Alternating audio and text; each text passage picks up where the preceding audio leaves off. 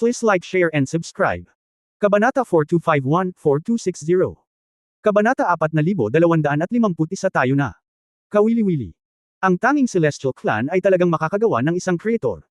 Ang matipunong katawan na natatakpan ng kulog at kidlat ay tumagos sa mga ulap at bumaba sa kalangitan. Ako ang Diyos ng digmaan, Wolfgang, ang lumikha ng Celestial Race, sana ay magkaroon ka ng ilang mga kasanayan upang masiyahan ako sa aking sarili. Kasama ni Wolfgang, mayroong libu-libong hukbo ng Diyos ng digmaan na nakasuot. Lahat sila ay binubuo ng mga piling mandirigma ng Anda, mga panatikong mananampalataya. Sa pagitan ng langit at lupa, dalawang hukbo mula sa magkaibang mundo ang nasa tensyonado na sitwasyon. Wolfgang, wala dito ang battlefield natin. Binasag ni August ang kawalan gamit ang isang paa, muling lumitaw, at sinuntok si Wolfgang sa panga. Boom! Gitling! Ito ay isang kamao lamang, tulad ng isang malakas na kampana, ang malakas na soundwave ay pumatay ng ilang kalapit na mga mandirigma ng Anda. Ngunit si Wolfgang ay nakatanggap ng isang kamao, ngunit sa halip ay bahagyang ikiling niya ang kanyang ulo pabalik. Masyadong magaan. Umungol si Wolfgang, at direktang tinamaan ng kamao si August sa tadyang.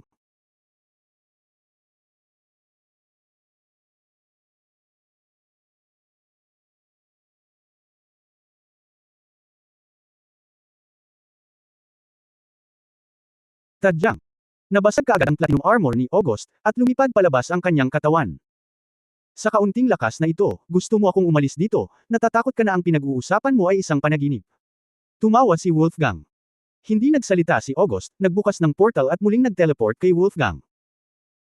Nagbago ang oras at espasyo sa isang iglap, galit na sinuntok ni August ang hindi mabilang na mga suntok na kulay platinum, at ang lakas ng bawat suntok ay paulit-ulit na tumigil sa oras at espasyo. Nang tumama ang anino ng platinum boxing sa $10,000, ang lahat ng utak nito ay umindayog kay Wolfgang. Nakatiis si Wolfgang ng libu-libong suntok sa maikling panahon, ngunit siya ay magaspang ang balat at makapal ang balat. Sa pagkakataong iyon, hindi ito kawili-wili. Gayunpaman, ang naging sanhi ng pangit ng mukha ni August ay ang gayong mabangis na pag-atake ay hindi nagawang masugitan si Wolfgang kahit kalahating puntos. Bakit, ito ang lahat ng iyong kapangyarihan? Nagmamalaki si Wolfgang. Ang lumikha ay nahahati din sa 3, 6 at 9. Mukhang ikaw, isang barbarian, ay maaari lamang maging huli. Bago siya matapos magsalita, Wolfgang magkusa na umatake, humakbang, simple at maayos, laging sumusuntok ang harapan. Bilang isang Diyos ng digmaan, si Wolfgang ay bihasa sa lahat ng kasanayan sa pakikipaglaban, at anumang kasanayan ay walang silbi sa harap niya. Dahil dito, ang kanyang pag-atake ay napakasimple at direkta. Ngunit ang tila simpleng tuwid na suntok na ito ay aktwal na isinasama ang lahat ng pilosopikal na diwa ng mga diskarte sa pakikipaglaban ni Wolfgang.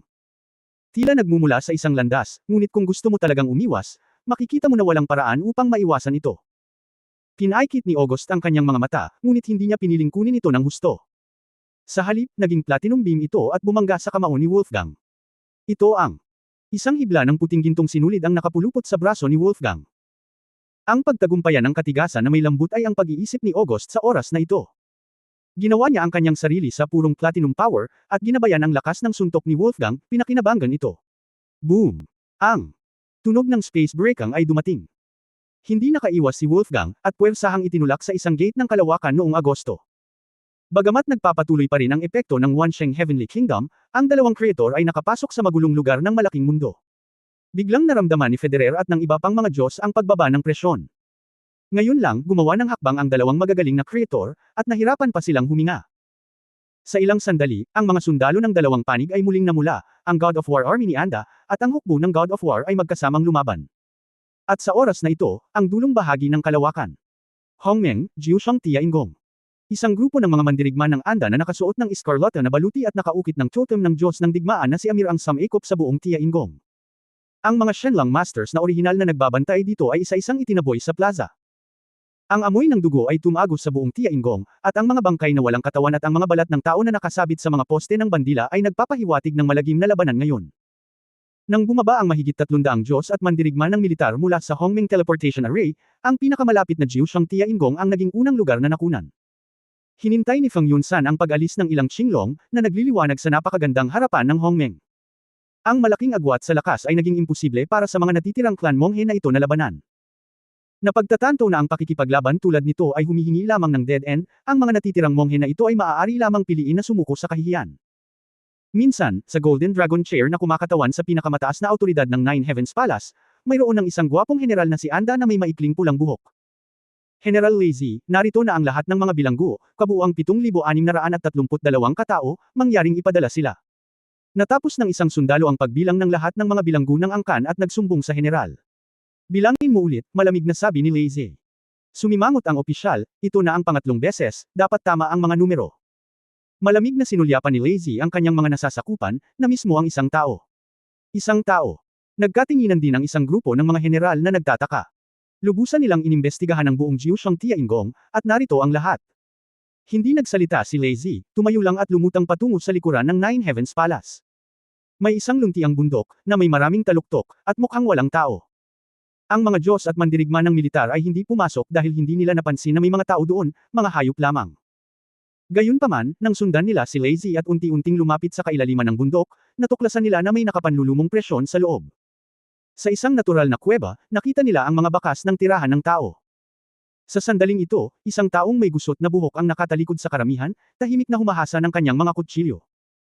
7 talampakan ang taas ng lalaki, matipuno ang pangangatawan at mahabang hawak na kutsilyo, ngunit kutsilyo na lang ang natitira, at nawawala ang hawakan. Napaka-espesyal ng batong ginamit para putalasin ang kutsilyo. Ito ang batong nagpapalabas ng kapangyarihan na nagpapapalpitate sa lahat ng mandirigma ng Anda. Neutron Star. Lumapit si Lazy, at biglang nakitang malinaw na ang batong pantasa sa kamay ng lalaki, ano ba talaga? Ang isang neutron star na may bigat na ilang bilyong tonelada ay napakagaan na hinawakan sa kanyang kamay, pabalik-balik gamit ang kutsilyo ng tinta. Anong nangyari sa lalaking ito? Kamahalan. Baka ikaw ang Panginoon ng palasyong ito ng langit. Maingat na umatras si Lazy. Kahit na ang kanyang lakas ay hindi nangangahulugan ng lahat, bilang isang subordinate ng War God, siya ay napakamaingat pa rin. Ngunit hindi lumingon ang lalaki, inalagaan niya ang sarili at ipinagpatuloy ang paggamit ng neutron star para pakinisin ang tila ordinaryong talam. Kamahalan, ako ang commander ng ikapitong hukbo, si Lazy. Ngayon ang ikalimang asawa ay malapit ng maging isang dakilang Diyos ng militar. Kung ang iyong kamahalan ay handang sumuko, handa akong ipakilala sa iyo. Pansamantalang tanong muli ni Lazy. Ang lalaki ay nakahinga ng maluwag sa oras na ito. Sinusundan ni Guyon ang mamamatay tao na aura, at iniiwasan ng mga ibon ng Yuan Men. Terena, hindi ito ang lugar na dapat mong puntahan. Kabanata 4252 Dangdang. Matapos pakinggan ang 2 linya ng tula, binulong ito ni Lazy, nag-iisip. Pagkatapos, magalang na sinabi ni Lazy, "Excuse me, may kukunin ako." Hindi naiwasang magmukhang kaina hinala ang ilang mandirigma ng Anda sa gilid. "General, pandaraya lang ito, bakit ako maghihintay?" "Terena," sabi ni Lazy sa matigas na tono. Bagamat ang lahat ng mga kawal ng Anda ay nanlulumo, magagawa lamang nila ito.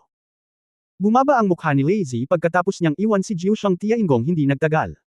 Aling hukbo ang pinakamalapit ngayon? Agad na sumagot ang tinyente sa tabi niya, ang hukbo ni General Baikenging ang pinakamalapit. Sabihin mo kay Baikenging at hayaan siyang pumunta agad para sumuporta. Ha? Sinabi ni Lieutenant General Strangeli, "General, para harapin ang taong iyon, kailangan natin ang pinagsamang lakas ng ating 2 hukbo." Malamig na bamantong hininga si Lazy, ang taong ito ay nakaupo at pinapanood ang mga anak ng higit sa 7,000 angkan, na banihag ko, nakaupo at pinapanood ang buong Tianggong na pinatay. Dalawa lang ang posibilidad para sa ganitong uri ng pag-iisip, ang isa ay huwag pansinin ng mga karaniwang tao, at ang isa pa ay ang lahat ay nasa ilalim ng kanyang kontrol. Kahit alinman, ipinapakita nito na ang pagkakakilanlan at lakas ng taong ito ay hindi simple. Naghihintay akong masakop ang ikalimang asawa para kay Lord Amir, at hindi dapat mawala sa akin ang mukha ng Panginoong Diyos ng digmaan, talagang tama na maging maingat. Ang tinyente ay naghintay at hindi nang ahas na magantala pa, at agad na nakipag-ugnayan. Hindi nagtagal at bumukas ang pinto ng kalawakan, at dumating ang isa pang hukbo sa armor ng mga Diyos ng militar sa Jiushang Tianggong.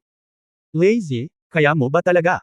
Sinira na ng general na ito ang 2 kuta ng angkan, bakit hindi mo man lang kinuha ang una?" Nakasuot ng pulang-pula na sexy shirt, ay isang kaakit-akit na babaeng general na may mahabang letigo. Sa likuran niya, isang grupo ng mga mandirigma na katatapos lang sa pagpatay, ang kanilang mga sandata ay tumutulo pa nga ng dugo, at ang kanilang mga mata ay parang malupit na lobo. Baikenging, sa bundok na gubat na iyon, may isang eskrimador na ang lakas ay hindi maarak. Bakit hindi tayo magsanib puwersa at magtayo ng 2 killing array? Nababaliw ka na ba? Ito ay si Lord Amir. Ang pinakamalakas na pormasayo ng pagpatay na nilikha, sa sandaling nabuo, ay sapat na upang bitag ang 10 Star God. Ayusin ang dalawa, ito ay ang 100,000 Tribulations Killing Formation, hindi ba eskrimador na iyon ang lumikha? Seryoso ang ekspresyon ni Lazy, ito ay hindi ko makita ang lakas ng isang tao, kaya kailangan kong mag-ingat laban dito. Sobrang pag-iingat mo lang, naiinis si Bei Chengying. Mag-ingat ka, hindi ka maaaring magkamali. Damilat si Bei Chengying, maaari mong iset up ang formation, ngunit ang iyong ikapitong hukbo ay dapat nasa gitna ng formation. Ito ang iyong pangunahing attack point. Nandito lang ako para tumulong. Mukhang hindi mas mababa ang iyong pagkamahinhin kaysa sa akin, ngumiti si Lazy, ngunit hindi tumanggi. Pagkatapos ng lahat, kapag nabuo na ang Thousand Tribulations Killing Formation, kahit ang lumikha ay hindi na makakalabas ng ilang sandali. Sa oras na iyon, magkakaroon sila ng oras upang anyayahan ang Diyos ng digmaan na si Amir sa eksena, at hindi sila masyadong mawawala. Ang dalawang hukbo ng Anda ay napakahusay at mahusay na nakapalibot sa buong Nine Heavens Palace. Daan-daang tao ang nakatayo sa dalawang bilog sa loob at labas, at dalawang mahiwagang porma sayon ng pagpatay ang naset up. Matapos ma-activate ang dalawang killing formations, ikinonekta ang mga ito sa pamamagitan ng formation points ng paisa-isa, na nagreresulta sa isang pampalakas na epekto. Nang ilabas ng mga mandirigma ng Anda na antas ginto ang kanilang kapangyarihan ng kaguluhan, nagsimulang gumuho ang oras at espasyo. Sa loob ng ilang panahon, sa paligid ng Jiushang Tiaingong, ang kapangyarihan ng kaguluhan ay naging kakaiba at nakakagigil. Ito ay tulad ng isang tahimik na dagat, biglang marahas na hangin at ulan, malalaking alon, eddy undercurrents, at nakamamatay sa lahat ng dako. Ang marahas na kapangyarihan sa pag-iisip, ang kulog, ang apoy, ang unos, lahat ng uri ng magulong kaguluhan, lahat ay bumati sa Jiushang Tiaingong. Ang grupo ng mga magsasaka ng Tiaingong na nag-aakalang nakatakas na sila sa sakuna ay nagluluksa. Ang epektong dulot ng dalawang myriad tribulations killing array na ito ay tila naging dahilan upang ang lugar na ito ay naging mapanganib na magulong ilog. Sa harap ng nakakadurog na kapangyarihang panlaban na ito, marami sa mga buhay na monghe ang lumuha doon at nagsimulang humingi ng awa. Let us go. Sumuko na tayo. Diyos ng gintong sibilisasyon. Mabuhay tayo. Gusto ko na talagang sumuko, please let me go. Sa mata ng maraming monghe, hanggat maaari silang mabuhay, hindi mo na kailangang pakialaman ang dignidad. Kahit na may isang pagkakataon lamang na mabuhay, handa silang humingi ng paraan sa mahinang boses. Ito ang limang Diyosa sa malaking mundo. Ngunit iyon lang. Nakangiting sabi ni Bei Chengying. Sa huli, ito ay isang tansong kabihasnan. Kung gusto mong hamunin ang ating ginintoang sibilisasyon, ito ay natural na panaginip. Mapanghamak na sinabi ni Lazy, masyadong mahina ito, at wala akong mga kwalifikasyon para maging isang alipin at itapon ito sa isang minahan ng kristal. Sa sandaling ito, isang mahabang the swordsman na may magulo ang buhok, kalahating nagkatikip sa kanyang mga pisngi, at isang gulanit na kulay abo na robe ay naglakad sa pangunahing bulwagan ng Jiushang Tiaingong ng hakbang-hakbang. Sinabi niyang eskrimador siya, pero ulo lang ng kutsilyo ang hawak niya, at ordinaryong bakal lang ang materyales ng ulo ng kutsilyo. Gayunpaman, ang tila ordinaryong eskrimador, na nakatayo sa mapanganib na porma sayon ng pagpatay, ay kakaibang wala sa lahat. Na para bang lahat ng mga pag-atake ay iniiwasan siya ng hindi nalalaman. Mag-ingat ka, ang taong ito. Sabi agad ni Lazy. Nakita rin ni Bai Qingying ang Katanji tanging eskrimador na ito, at sumimangot, oo naman. Ang eskrimador ay hindi tumingin sa kanila sa oras na ito, ngunit humarap sa grupo ng mga monghe mula sa angkan ng Tiaingong na nakayuko at nagmamakaawa. Sa isang pares ng pabago-bago at matigas na mga mata, may dampi ng lamig na parang malamig na buwan. Ang katapatan ay parehong matapang at martial, at sa huli ay malakas at hindi mapigilan. Kung ang katawan ay patay, ang mga Diyos ay mga espiritu, at ang kaluluwa ay determinado bilang isang multo. Teka, bilang isang angkan, bakit may mukha kang mabuhay sa mundo? Ang isang grupo ng The Cultivator ay tinusok sa isang masakit na lugar sa kanyang puso, at nang makita niyang ito ay isang estranghero, lalo siyang nagalit. Anong klaseng bagay ka? Kalokohan ang pinagsasabi mo dito. Ang taong nakakaalam ng kasalukuyang pangyayari ay si Jonji. Kung gusto mong mamatay, mamamatay ka. Tamad na ang eskrimador na makinig pa. Klang. Nag-vibrate ang talam, at lumabas ang isang makapal na tunog ng metal. At kasabay ng paglabas, ito pala ay isang mamamatay tao na saber aura. Sa isang iglap, sa harap ng lahat, tila may isang mapanglo na larangan ng digmaan na may mga bangkay na nakakalat sa buong field at mga bangkay na nakabalot sa balat ng kabayo. Sa ilalim ng isang kulay dugong papalubog na araw, isang general na may mahabang espada ang nakatayo sa ilalim ng tarangkahan ng lungsod na may ilang mga palaso sa kanyang katawan, ngunit hindi siya makatayo. Sa likod niya, may mga bundok ng mga bangkay, hindi mabilang na mga kalansay. Bang bang bang. Libu-libong mga magsasaka ng Tiaingong, na may mapurol na mga mata at gulat, ay naging isang madugong ulap, at ang kanilang mga kaluluwa ay nawasak. Ang eksenang ito ay direktang nagparamdam sa hukbong Anda na pinamumunuan ni Lazy at Bei Chengying ang kanilang anit na pangangilig. Ano ang problema? Siya. Pinatay niya ang sarili niyang mga tao. Napatulala si Bai Qingying. Kakaiba, nang walang kapangyarihan ng kaguluhan, maaaring nakapatay siya ng higit sa 6,000 tao na may lamang pagpatay na layunin at lakas ng espada. Namutla ang mukha ni Lazy. Habang nagsasalita siya ay nakita niyang nakataas na ang ulo ng eskrimador at tumingin sa direksyon na kanilang kinatatayuan. Tulad ng sinabi ko, hindi ito ang lugar na dapat mong puntahan. Malamig na bamantong hininga si Bai Kengging, medyo may kakayahan ito, ngunit sa palagay mo ba ang mga elite sa ilalim ng upuan ng Diyos ng militar ay maihahambing sa grupong ito ng mga bronze na piraye? Mayroong 100 milyong Roberick Healing Formation na magkasamang ipinakalat ng dalawang hukbo, at hindi sila nataranta. Klang! Gitling! Nang hindi na hinintay na bumagsak ang boses, muling inilipat ng Escrimador ang kanyang mga daliri sa tiyan ng espada. Iba sa unang pagkakataon, sa pagkakataong ito, ginamit ng Escrimador ang gitnang daliri, na mas malakas kaysa sa dating pinky finger. Lumabas ang eksenang nagpabagsak kay Bei Chengying at Lazy. Ang isang alon ng Saber Aura ay nabalot ng hindi kapanipaniwalang kapangyarihan, na sinisira ang lahat ng magulong-magulong alon. Ito ay isang walang katulad na mabangis at nangingibabaw na hangarin sa pagpatay, tulad ng isang hindi magagapi at hindi magagapi na general, umuungal lang ng ganito, mabigla ang lahat ng libu-libong tropa. Ang Sword Chi ay pilit na winasak ang defense circle ng malaking formation, pinatay ang lahat ng Anda warriors nang walang pinipili. Naramdaman ng mga mandirigmang Anda na ang kanilang mga katawan ay nabasag sa isang iglap, at ang kanilang mga primordial spirit ay kasama rin sa hill engine ng karne, at ang kanilang mga buhay ay naglaho na parang mga bulalakaw. Hindi, imposible. Nabaliw si Lazy at napasigaw sa natulala na boses. Paanong ang pinakamalakas na porma sayon ng pagpatay na nilikha ng Diyos ng digmaan ay mawawasak ng isang espada? Ngunit bago pa siya makapag-react, nakaramdam siya ng lamig doon. Bumaba si Lazy at nakitang wala na ang kanyang mga binti, at tumutulo ang dugo. Ang lakas ng kutsilyo na kumalat na lamang ay dumaan sa kanya. Ang ibabang bahagi ng katawan, ang dalawang paa ay nabasag lang. Kabanata 4253 ang huling labanan. Isang napakalamig na lamig ang bumalot sa katawan ni Lazy. Tumakbo ka. Bagamat walang pagmamataas sa militar, ang salitang ito lang ang naiisip niya. Ang mas mabilis na kumilos kaysa sa kanya ay si Bai Kengging na nakatayo sa likuran. Dahil sa pang-anim na pandama ng isang babae, napagtanto niya na may mali ng mas mabilis, at ang mahabang letigo ng innate spirit treasure level ay marahas na hamampos sa kanyang kamay, at direktang naglabas ng isang space corridor. Ang sikreto ng pamilyang Viking ay ang space-time labyrinth, na sikat sa mabilis nitong paggawa ng mga time-space tunnel.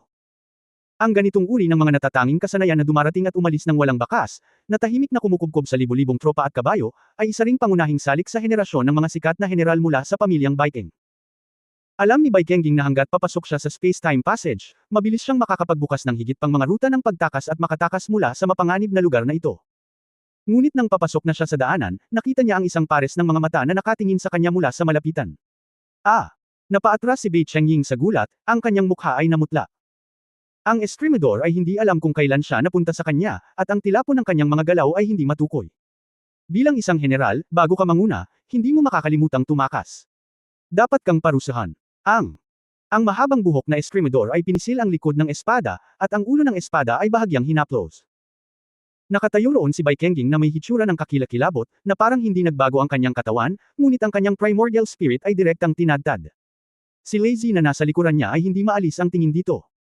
Hindi niya maintindihan kung paano ginawa ng Escrimador na ito. Ito ay hindi ang kapangyarihan ng kaguluhan, ni ito ay anumang layunin ng espada. Umaasa lamang sa layuning pumatay na sumisira sa mga buko at sa hindi magagapi na saber na aura, napakalakas ng dalawang bagay na ito. Ikaw, ano ka ba? Bago pa matapos ni Lazy ang kanyang tanong, isang putok ng pagpatay ang bumasag sa kanyang primordial spirit. Nalutas ng Escrimador ang lahat sa ika-4 at ika-7 hukbo at tumangala sa malayo. Dahil nandito ka, huwag kang umalis. Itinaas niya ang kutsilyo at ibinagsak ito, at isang pagsabog ng enerhiya ng kutsilyo ang tumawid sa kalawakan sa kalangitan, na nakikita ang bilyon-bilyong light years bilang wala. Sa magulong kawalan ng malaking mundo, isang Diyos na nakasuot ng itim na baluti na may hawak na mahabang espada, tumalikod at nahulog gamit ang espada. Klang! Gitling! Ang banggaan ng enerhiya ng espada at ng mahabang espada ay nagpabaligtad sa magulong bagay, na naging isang gumugulong na alon. Si Amir, ang Diyos ng digmaan, ay tumangala sa hindi kalayuan, ang kanyang mukha ay kalmado, at walang emosyon sa kanyang mga mata. Originally, plano niyang umalis. Ang pagsakop sa mas maraming mundo ay mas mahalaga kaysa sa pakikipag-usap sa isang mahirap na lumikha. Siya ay isang Diyos ng digmaan, hindi isang Diyos ng digmaan. Ang pakikipaglaban ay hindi isang wakas, ngunit isang paraan. Ang masupol ang kalaban ng hindi lumalaban ay ang tagumpay na hinahabol ni Amir.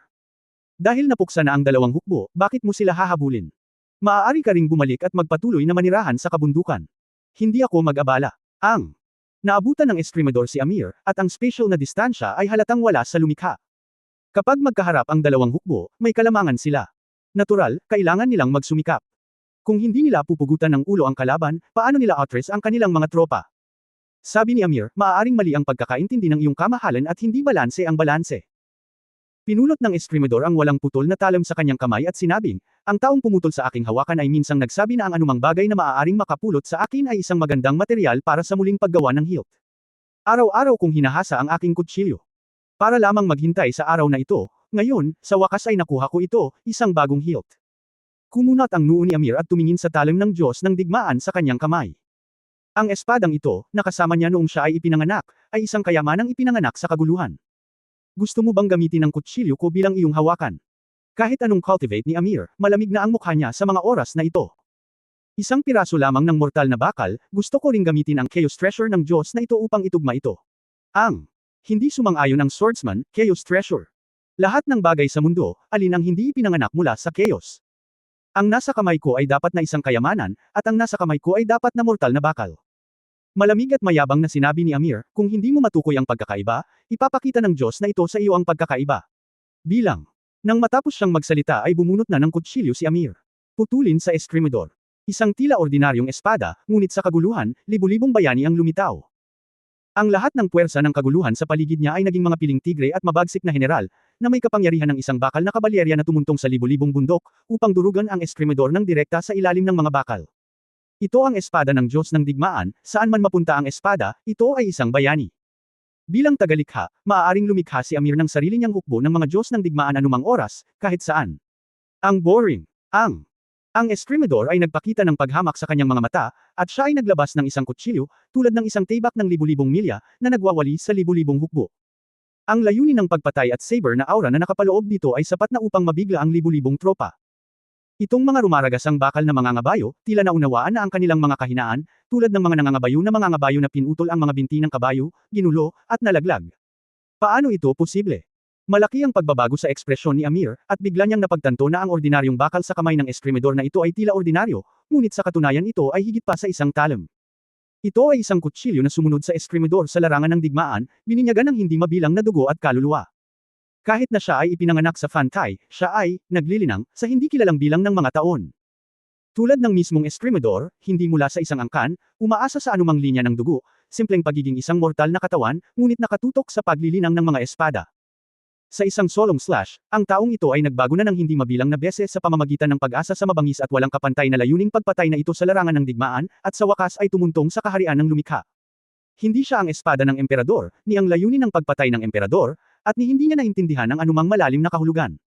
Siya ay natatangi, walang distractions, isang purong eskrimador.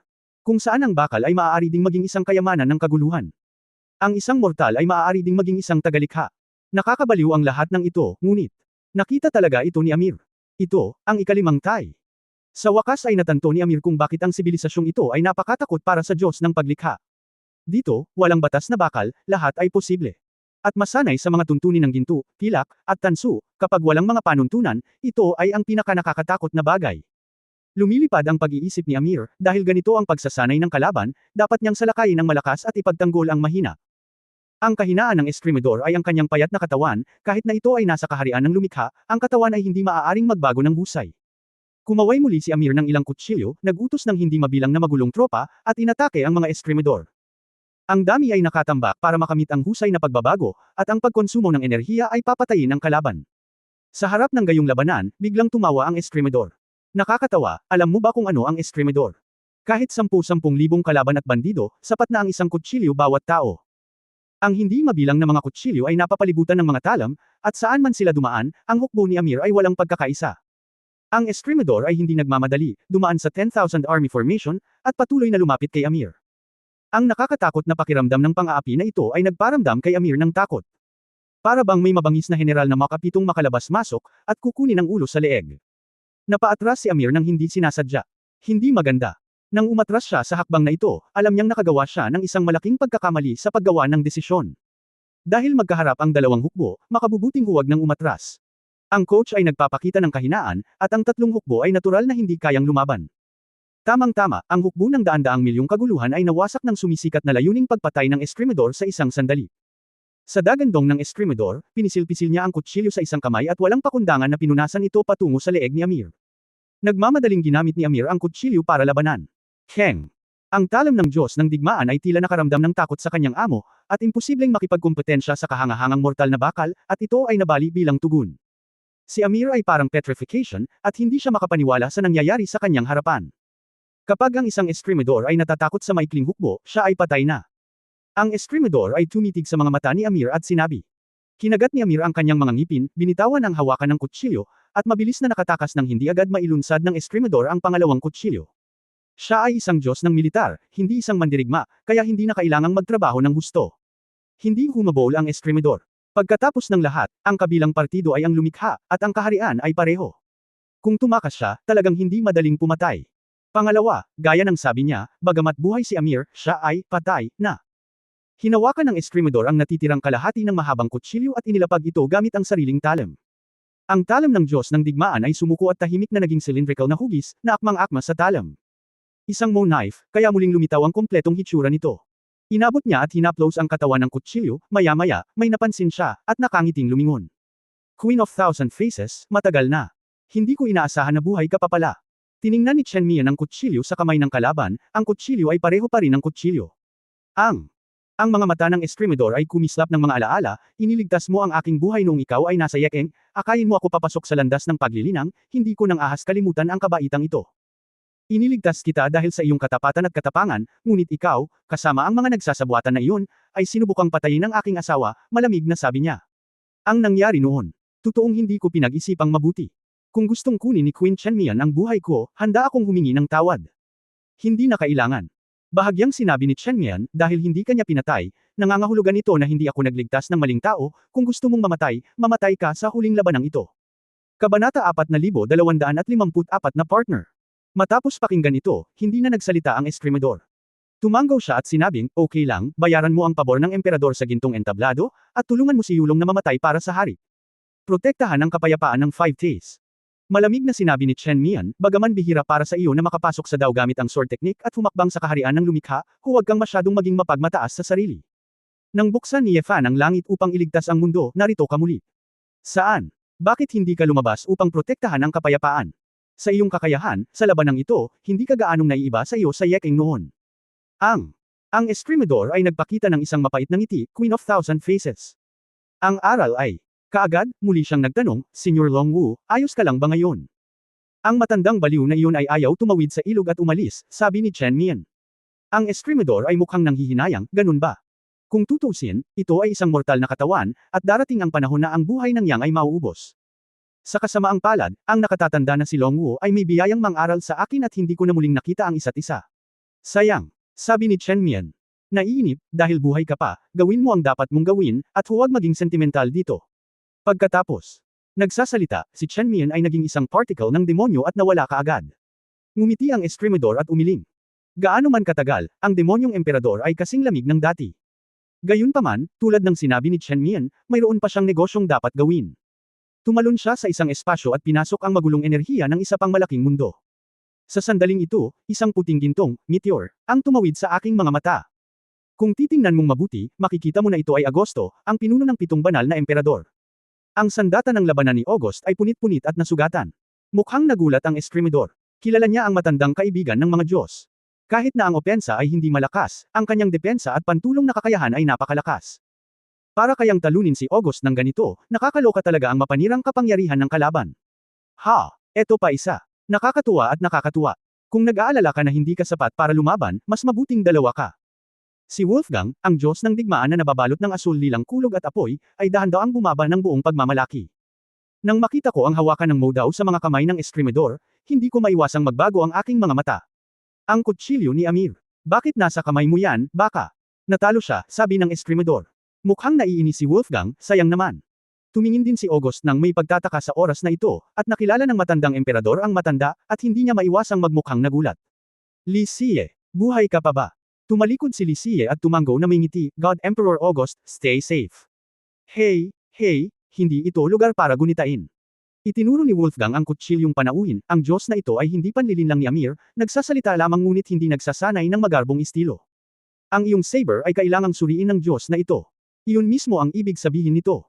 Ang walang kapantay na layunin ng pagpatay at ang kutsilyong si Chi ay nailap ng maaga si Wolfgang. Si Wolfgang ay hindi natakot sa lahat, ang malakas na layunin ng pagpatay na ito ay hindi nakakaramdam ng anumang kakulangan sa ginhawa, sa kabaligtaran, siya ay puno ng enerhiya. Ang kanyang buong katawan ng kulog at kidlat ay biglang naging mahabang kulog na espada, sa halip na umatras, sumulong siya, nakipaglaban sa mowdown ni Li Xie. Keng. Ang. Dalawa sa kanila ang nagdiin ng kanilang mga espada sa galit, at mahirap sabihin kung sino ang nanalo. Sa isang kisap mata, gumagala ang kutsilyo ni Li Xie na parang ahas, at pagkatapos ng matalinong paggamit ng lakas, naglaslas siya ng umiinog. Ang matalas na pakiramdam ni Wolfgang sa pakikipaglaban, hinulaan ang landas ng espada ng maaga, at hinaranggan ng isang kulog, sinamantala ang sitwasyon upang mahuli ang isang depekto sa Li Xie, at nahulog gamit ang isang madulash na kutsilyo. Ang katawan ni Li Xie ay parang dragon, at pagkatapos na makaiwas sa isang galaw ng maaga, si Mo Dao ay nagsimulang pumasok sa marahas na bagyo, paulit-ulit na dinidiin at inatake si Wolfgang. Mataas ang fighting spirit ni Wolfgang, at isang Thunder Blade ang talagang lumaban ng pabalik-balik kay Li Xie. Ngunit halatang sadyang ginamit ni Wolfgang ang sword technique para labanan si Li Xie, naganap na naiiba sa estilo ng pakikipaglaban niya kay August kanina. Haha, kawili-wili ito. Gaano kayang makamit ng purong swordsmanship ang gayong lakas sa pakikipaglaban, talagang kawili-wili si Wu Tai. Hindi. Napaka-interesante. Nagulat si Li Xie, ang kanyang pagiging eskrimador ay talagang nakahihigit, ngunit paminsan-minsan ang ilang mga hampas sa katawan ni Wolfgang ay hindi nagdulot ng malaking pinsala. Sa kabilang banda, kung ang pag-atake ni Wolfgang ay tumama sa kanyang katawan, tiyak na ito ay isang matinding suntok. Hindi nakakagulat na sabihin ni Chen Mian na ang kanyang sitwasyon ay hindi gaanong naiiba mula noong siya ay nasa Yekeng, at may mga eksperto sa malaking mundo. Sa sandaling ito, nakasimangot si Wolfgang, na parabang nakatanggap siya ng senyales. Dam! Sinampahan ni Wolfgang ng isang ligaw na kulog, na direktang nagpa-address kay Li Xie. Ang eskrimador, at ang lalaki mula sa Celestial Clan, ang Diyos na ito ay nakabalik na, at muli tayong lalaban sa hinaharap. Nang kumalat ang kulog, umalis din si Wolfgang sa paligid ng watay. Kasama nila, naroon ang hukbo ni Amir, ang Diyos ng digmaan, at ang pangunahing puwersa ng pagsalakay sa pamilyang Anda 12. Sa puntong ito, pansamantalang inalis ang unang alon ng krisis ng watay. Bagamat bukas pa rin ang hanay ng teleportasyon, ang mga pumupunta rito ay pawang mga grupo ng pamamasyal. Gayunpaman, ang pagsalakay ng sibilisasyong Anda ay nagkaroon pa rin ng malaking epekto sa limang nilalang. Kahit na alam nila sa mahabang panahon na may darating na krisis, ngunit kapag nakatagpo nila ito, karamihan sa mga sibilyan ay labis na nataranta. Sa kabutihang palad, ang God Emperor August ng Celestial Clan ay buhay pa, at mabilis na kumalat ang balita ng isang creator-level swordsman mula sa Hongmeng. Sa ilang sandali, muling nag-alab ng pag-asa ang limang nilalang. Palagi nilang nararamdaman na may mga eksperto sa likod nila na nagbabantay sa kanila, at hindi sila walang pagkakataong manalo. Kasabay nito, isang debate ang lumalabas sa templo. Sa arena, Destiny, sira ka na ba? Kahit na maraming creator ang Fifth Tai, pwede mo ba kaming labanan sa arena? Narinig ni Wolfgang ang mungkahi ni Destiny at napakasama ng loob. Ang dahilan kung bakit siya bumalik ay dahil pinadalhan siya ni Amir at Anto ng mensahe, na humihiling sa kanya na pangalagaan ang pangkalahatang sitwasyon. Pagkatapos ng lahat, kung patuloy na lalabas si Watay ng iba pang mga creator, ang mga mandirigman ng Anda ay magdaranas din ng matinding pagkatalo. Noong una ay inakala ni Wolfgang na ang lahat ng mga tagahatol at mga Diyos ang sabay na nagpabagsak kay Watay. Sa hindi inaasahang pagkakataon, nagmungkahi talaga si Tianming ng paraan ng pagpili ng mga kinatawan na lalaban. Diyos ng digmaan, sa inyong mga Diyos, ilan sa inyo ang makakalaban sa eskrimador na iyon ang hindi nahuhuli? Bakit sa tingin mo dapat tayo ang may kapangyarihan? Tanong ni Tianming. Sinulyapan ni Wolfgang si Amir, na nakayuko sa hindi kalayuan, at inilabas ang kanyang mga ngipin sa disgusto. Sa mga Diyos, ikaw lamang ang pangunahing labanan, at ang iba pang mga Diyos ay gumaganap ng kanilang sariling mga tungkulin, hindi para sa kapakanan ng labanan. Kung gusto mo talagang makipagkumpetensya sa 5 Ts, ang aming adjudicator ang pangunahing puwersa. Para sa Diyos ng paglikha. Para sa kapakanan ng malaking mundo, ang aming mga tagahatol ay sumang-ayon na ang labanan sa arena ay ang pinakamaliit na panganib at kawalan. Walang masabi si Wolfgang, kaya kailangan niyang sabihin, okay, basta pumayag ang ama, kinikilala ko rin. Pero sabi niya, kung gusto ko talagang lumaban sa ring, kailangan kong personal na pumili ng kalaban ko. Hanggat maaari kang manalo, piliin ang anumang gusto mo, sabi ni Tianming. Sa kabilang banda, si Yefan at ang iba pa sa Longcheng ay nakatanggap din ng balita na ang Fifth Tai ay nagbabantay sa alon ng pagsalakay na ito. Tuwang-tuwang sinabi ni Patricia sa kanila na nakilala ni August, ang God Emperor, si Li Xie, isang matandang kaibigan. Matagal nang nagtutulungan ang mga Celestial at ang Earthlings. Nagulat ito kay Yefan at sa iba pang tao sa Earth. Okay lang ito. Saang dinastiya galing si Lao Lin at ang iba pa? Napatulala si Yefan. Huwag mong sabihin sa akin, ang Demon Dragon Emperor ay sapilitang pinasimulan muli ang sibilisasyon, at palaging may ilang mga tao na makakaligtas sa mga muling pagsisimulang iyon, sabi ni Su Qingzhou. Hindi ko inaasahan na may mga cultivator na tulad ni Senior Long Wu na nabubuhay pa sa mundo, sabi ni Yefan na may emosyon. Habang nagsasalita siya, isang hindi inaasahang hininga ang dumating kay Longcheng. Sumimangot si Yefan, umiwas sa langit, at pinanood ang isang marangyang lumilipad na bangka na lumalapit sa kanya. Isang babaeng nakasuot ng ginto at pilak at isang napakagandang mahabang damit ang bumaba sa bangka na nakangiti. Sword God, ang aking mabuting kasama, nagkita tayong muli. Hindi napigil ang matawa ni Ye Fan, President Fang, kailan tayo naging partner. Si Fang Henshaw ang dumating. Kabanata 4255. Tama, nagmamadaling ngumiti si Fang Henshaw at iwinagayway ang kanyang kamay, mali ang pagkakagamit ko ng salita, dapat tayong maging mabuting magka-partner. Nanunuya si Ye Fan, ang ideya ng matandang money fan na ito ay parang kuto sa isang kalbo na ulo. Mukhang may pagkakataon si Din Fang na kumita at gustong makibahagi sa akin. Natural yan. Ang maganda, lagi kong iniisip ang sarili kong mga tao. Nakangiting lumapit si Fang Henshaw, siya nga pala, binati rin niya ang mga babae sa paligid ni Ye Fan. Nang makita si Su Qingzhou, nagkusa siyang hawakan ang kamay ng babae ng masigasig. Goddess of Destiny, President Su, matagal ko nang gustong makilala ka.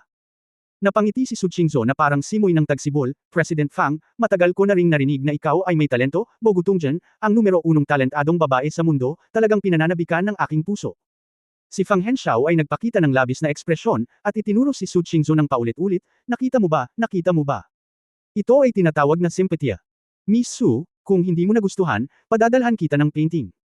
Welcome gift naman to, di ba? Talaga, napakalaking karangalan. Narinig ko na pinagsama ng mga painting ni Din Fang ang lakas ng daan-daang paaralan, at nakagawa siya ng mga tagumpay sa kanyang sarili. Naabot na niya ang transcendental na kaharian ng transcendence. Si Fang Henshaw ay nalulula sa tuwa, at nagmamadaling naglabas ng kakaibang landscape painting. Ang painting na ito ay naglalarawan ng Goddess Peak, sa tourist resort Kailard World. Sa aking paningin, si Miss Su ay isang diyosa, mangyaring tanggapin ito. Si Su Qingzhou ay mukhang nambobola, bakit ito nakakahiya? Haha, nakita namin ni Miss Su ang isa't isa. Parang painting lang. Ito ang pinakaangkop para sa isang kaibigan sa dibdib. Tumawa si Fang Henshaw.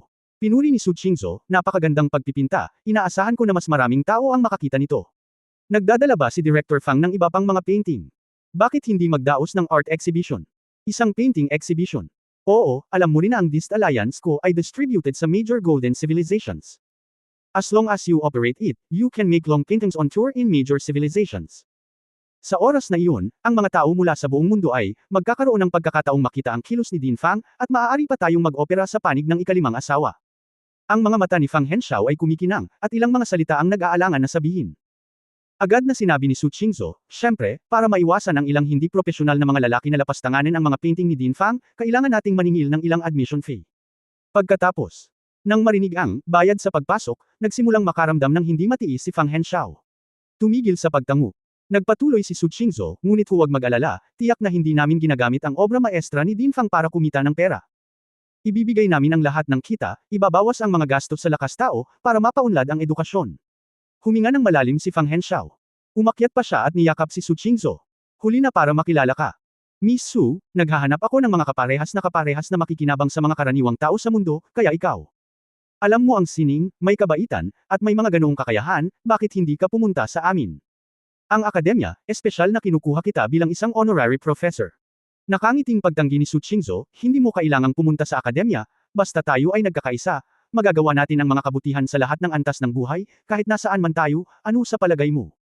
Oo, tama, ngumisi si Fang Henshaw. Si Ye Fan ay ganap na hindi nakaimik sa gilid, matagal na ang oras para kay Su Qingzhou na harapin si Fang Henshaw, ito ay talagang isang propesyonal na katapat. President Fang, isantabi muna ang eksibisyon, bakit ka pumunta sa akin? Pangil. Ngumiti si Henshaw at sinabi, Diyos ng Espada, narinig ko iyon upang masugpo ang labanan sa Fifth Tai, iminungkahi ng dakilang emperador ng langit na buksan ang A-ring battle. Ito ay isang paghaharap sa antas ng Creator. Kung mas maraming tao ang makakapanood nito, malaki ang pakinabang nito sa hindi mabilang na mga practitioner. Alam ni Ye Fan na karamihan sa mga ito ay nangyari, tingnan ko, ito ay isang malaking kita sa tiket, tama ba? Mataimtim na sinabi ni Fang Henshaw, iyon ang iniisip ko. Ang mga taong kayang tumayo sa ganitong uri ng paghaharap ay hindi mga ordinaryong tao. Hindi ba't isang mabuting gawa ang kumuha ng kaunting yaman mula sa kanila at tumulong sa mga nangangailangan? Si Fang Dadin ay talagang isang huwaran para sa aking henerasyon, at iniisip niya ang kawang gawa sa lahat ng bagay. Pumalakpak si Su Qingzhou. Nagtaka si Ye Fan, bakit ka pumunta sa akin? Sinabi ni Fang Henshaw, alam ko na kung aling mga karakter ang ipapadala ng templo at ng mga Diyos, ngunit sa ikalimang asawa, totoo ako. Hindi ako pamilyar dito. Sasabihin na sana ni Ye Fan, bakit niya ilalabas ang impormasyon ng maaga, ngunit pagkatapos pag-isipan ito, nalaman niyang nalilito na naman siya. Sa asensya, ang arena battle na ito ay hindi tungkol sa pakikipaglaban hanggang kamatayan, ito ay parang isang pagtatanghal para sa lahat ng antas ng buhay. Destiny, halatang ayaw nilang lumaban hanggang kamatayan para sa Diyos ng paglikha.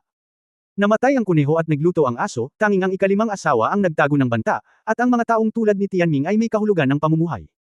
Kung mawawasak ang Watai, tiyak na magkakaroon ng malaking bilang ng mga gintong karera na sasalakayin ang Watai. Sa oras na iyon, ang mga contradiction ay patuloy na lalago, at ang buhay ay masisira. At para kay Watai, hindi ibig sabihin na sirain ang buong mundo. Habang tumatagal ang oras, mas magiging malakas ang ikalimang Tai, at hindi na kailangang magmadali upang patunayan ang anuman. Ang nais ng ikalimang asawa ay kapayapaan. Hanggat maaari itong itali sa malaking mundo, haad lang ito sa lahat ng partido. Huwag mong hamakin ang ikalimang asawa. Sa makatuwid, ang isang draw, o isang resulta sa pagitan ng mga katumbas, ay pabor sa magkabilang panig. Mukhang narito si Fang Henshaw upang mang-alap ng impormasyon at kumita ng pera sa tiket, ngunit sa katunayan, siya ay isang middleman. Malinaw, ito ay hindi maginhawa para sa templo na makipag-usap ng direkta sa ikalimang asawa, kaya ang dark box operation ng Sing Sing ay nangangailangan ng Fang Henshaw na ipasa ang balita. President Fang, marami ka talagang negosyo. Hindi napigilan ni Ye Fan ang matawa. Hindi naman, kung tutusin, para ito sa mga karaniwang tao, sabi ni Fang Henshaw. Hindi siya pinagtawanan ni Ye Fan sa pagkakataong ito. Sa katunayan, talagang nagtatrabaho si Fang Henshaw para sa kapayapaan ng dalawang partido. Hindi katakataka na si Su Qingzhou ay lubos na maaaliw, at kahit natulungan si Fang Hin na kumita ng mas kaunting pera. Hindi maiwasan ni Ye Fan na tumingin sa kanyang asawa sa tabi niya. Malinaw, matagal nang napagtanto ni Su Qingzhou na si Fang Xiao ay napakahalaga. Ang paglapit sa kanya ay makakatulong sa iyong makakuha ng mas tumpak na impormasyon. Ang pagdaraos ng eksibisyon ng sining kasama si Fang Henshaw ay para ipakita din sa mga tao ng gintong sibilisasyon na ang Fifth Tai at ang Great World ay mayroon ding maayos na paraan ng pagkakasundo. Pagkatapos ng lahat, si Fang Henshaw, bilang din ng akademya, ay may maraming peach at plum sa buong mundo, may magandang relasyon sa kanya, at may malaking impluensya. Si Ye Fan ay lihim na nahihiya, si Su Qingzhou ay nagawang kumita ng pera at humawak ng mga bagay sa parehong oras, siya ay talagang mababa. President Fang, mangyaring pumasok. Si Ye Fan ay magalang din, inimbitahan si Fang Henshaw sa pag-aaral, at hiniling kay Ning Zimo na tumulong sa isang palayok ng pinakamasarap na Yuchao Spirit Tea. Pagkatapos uminom ng tsaa, diretsyong nagtanong si Ye Fan, sino ang mga creator ang ipapadala sa gilid ng templo, sa tingin ko ay napagpasyahan na ito. Hindi nagtago si Fang Henshaw, tumanggo at sinabing, oo, sa pagkakaalam ko, ang templo ay ibabatay sa iyong panig. Ayon sa sitwasyon, magpadala ng 6 o 7 tagalikha. Ang dakilang emperador ng langit, si Wolfgang, ang Diyos ng digmaan, si Xiao Yu, ang hari ng Suzaku, si Dugu Jian, ang hari ng Chaos, Emperor Sheng Tian, at ang Beast God, ang 6 na ito ay naayos na. Kung pipiliin mo kung manalo ka ng 4 sa 7 laro, si Anto ang magiging kapalit. Ngunit kung tatanggapin mo ang posibilidad ng isang draw, kung gayon ang 6 hanggang 6 ay talagang okay. Nag-isip si Ye Fan, 6 o 7, kailangan kong sagutin ito. Ang ikalimang asawa ay maaaring gumawa ng desisyon pagkatapos basahin ito, ngunit sino ang Diyos ng hayop na iyon? Hindi ba ang Sword God ay dumating sa akademya? Ang 10 makasaysayang upuan sa pasukan ay napakabilis na nakalimutan. Tinukso ni Fang Henshaw ang kalsada. Naisip ito ni Ye Fan at biglang naalala na mayroong isang estatwa na nakasuot ng mukha ng hayop. Ang ikalima sa kasaysayan. Kabanata 4256 na mga simpleng taga-nayon. Tumanggo si Fang Henshaw, oo, ang Beast God ay isinilang sa gintong lahi, ngunit kakaunti ang mga tao sa klan na iyon, at hindi sila sikat. Bukod sa edad, walang masyadong tao ang nakakaalam tungkol dito. Kahit ako ay inapo lamang ng Beast God. Ang alam ko tungkol sa kanya ay iilan lamang sa mga talaan, sinasabing ang kanyang malalim na kahulugan ay nauugnay sa mga banal na hayop. Sa pagsasalita nito, tiningnan ni Fang Henshaw si Ye Fan na may mapaglarong tingin, marahil ang ganoong malalim na kahulugan ay wala para sa Sword God. Anumang banta. Hindi talaga ito pinansin ni Ye Fan, pagkatapos ng lahat, siya mismo ang Asher Dragon ng 9 Tribulations, at maliban kung ang dragon, walang banal na hayop na nagbabanta sa kanya. Nasabi lang ni Ye Fan na may kaunting emosyon, so, 3 sa top 5 sa kasaysayan ng akademya ang darating. Tama, ngunit narinig ko na sa isang labanan hindi nagtagal, nabali ng Diyos ng digmaan na si Amir ang kanyang halberd at ibinagsak pa ang kanyang espada. Sa mga kamay ng hindi kilalang kalaban. Makikita na ang pagbuo ng ganitong uri ng lineup na ipinadala ng templo ay hindi masyadong marami, nakangiting sabi ni Fang Henshaw. Nilingon ni Ye Fan si Okon, Uncle Kyun, marami ka nang nakitang matandang pagkain, ano sa palagay mo? Ngumiti si Okon at sinabi, tanungin natin ang hindi kilalang senior, mas alam niya ang background ng Watai. Sa isang pag-iisip, natagpuan ni Ye Fan si Ji Wumeng na umiinom sa isang tindahan ng alak sa lungsod. Nang marinig ni Ji Wumeng ang tanong, nag-transmit siya ng boses mula sa malayo. Sa labanang ito, dapat ay nagpadala tayo ng pinakamalakas na line-up, kung hindi, ang labanang ito ay walang kabuluhan. Ang kapangyarihang labanan ng tagahatol ay mas malakas kaysa sa ilang pangunahing mga Diyos, hindi pa banggitin. Will battle, sabi ni Ye Fan. Dahil buhay pa si Li Xie, nangangahulugan ito na hindi pa napatay ang matandang lalaki, makatitiyak ka, sabi ni Ji Wumeng. Medyo gumaan ang pakiramdam ni Ye Fan. Pagkatapos ng lahat, maaari lamang siyang pumili ng isang kalaban, at ang pag-abot ng iba pang 5 o 6 na tunggalian sa iba ay talagang walang pag-asa. Pero dahil sinabi ni Ji Wumang, mukhang maraming masters ang tinago ni Watai. President Fang, kapag natapos na ang listahan ng ikalimang asawa, sasabihin ko sa iyo sa lalong madaling panahon. Tandaang sabihin sa akin ang pinagmulan ng mga kreator na ito. Mas mainam na magkaroon ng ilang maalamat na kwento para mapadali ang publisidad.